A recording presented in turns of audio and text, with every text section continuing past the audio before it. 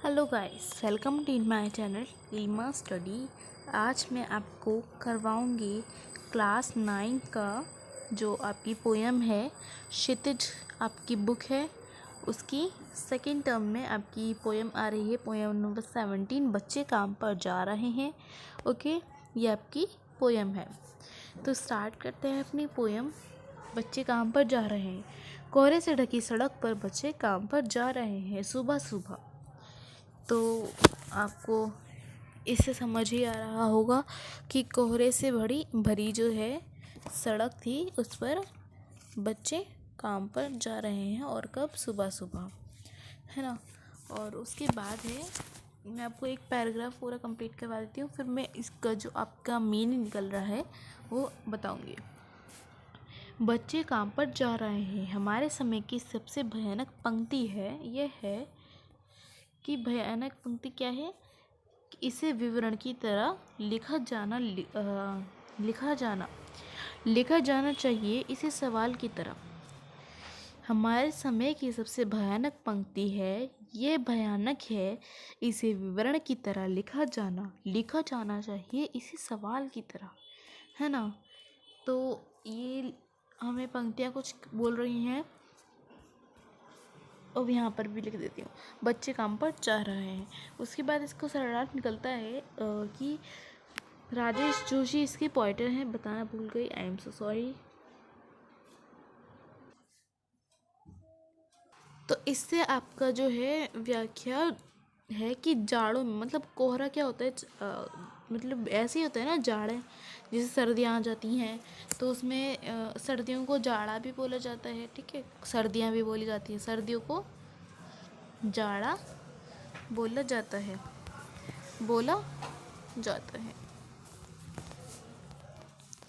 तो अब इसमें हमें जाड़े शब्द का प्रयोग किया गया है।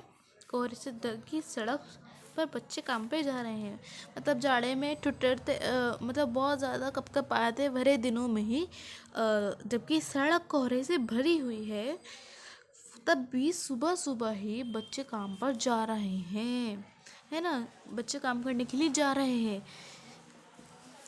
ये मतलब हमारे कविता में एक पंक्ति लिखी गई है। ओके, नेक्स्ट है कि जो राजेश जोशी हैं वो हमें कहते हैं कि हमारे समय में वर्तमान की सबसे बड़ी सूचना जो है वो बच्चे काम पर जाने के विषय में ही है। ओके, ये समाज को आगाह करते हैं कि बच्चे जिनका बचपन मतलब बहुत अच्छे से, स्वास्थ्य से, अच्छे से जाना चाहिए, और मतलब उनको बिल्कुल भी चिंताहीन रहना चाहिए, उनको चिंता नहीं करनी चाहिए, उनका जीवन ऐसे गुजरे कि मतलब बहुत अच्छा गुजरे। तो उनका काम पर जाना हमारे समय पर सबसे अधिक भयानक सत्य है, मतलब बहुत गलत है ये। आखिर क्यों वे काम की तलाश में जा रहे हैं? ठीक है, क्या अंतरिक्ष में गिर गई सारी गेंदें? आखिर क्यों जा रहे हो काम पर? क्या अंतरिक्ष में गिर गई सारी गेंदें? क्या दीमकों ने खा लिया है सारे रंग बिरंगी किताबों को?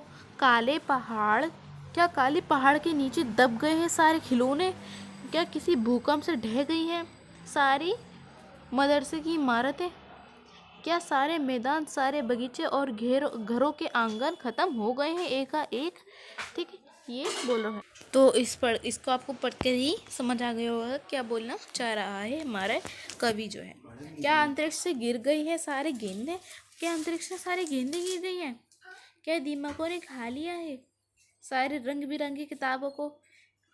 और क्या काले पहाड़ के नीचे दब गए हैं सारे खिलौने? जो बच्चे, मतलब हमारे छोटे छोटे बच्चे काम पर जा रहे हैं कि उनको सारे खिलौने एक काले पहाड़ के नीचे दबा दिए हैं, दब गए हैं?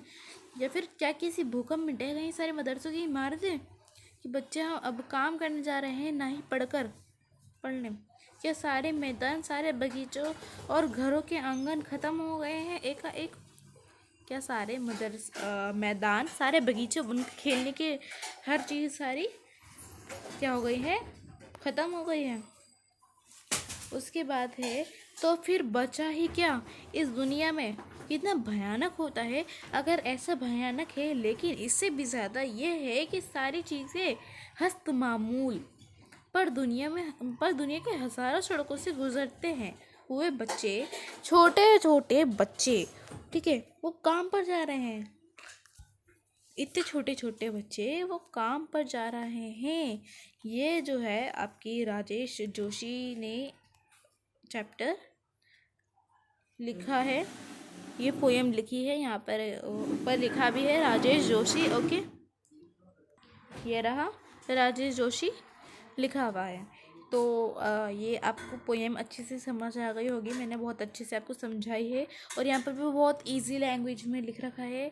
तो वीडियो अच्छी लगी तो लाइक करिएगा, दोस्तों के साथ शेयर करिए और सब्सक्राइब करना ना भूलिएगा। और हाँ, एक और चीज़, बेल आइकन को भी ज़रूर प्रेस कर दीजिएगा ताकि मेरी ऑल नोटिफिकेशन आपके पास आती रहें और आपको मेरे चैनल पे ढूंढने की ज़रूरत ना पड़े और आपको साथ ही साथ आपका चैप्टर समझ आ जाए। Thank you for watching video. Next class में मिलते हैं।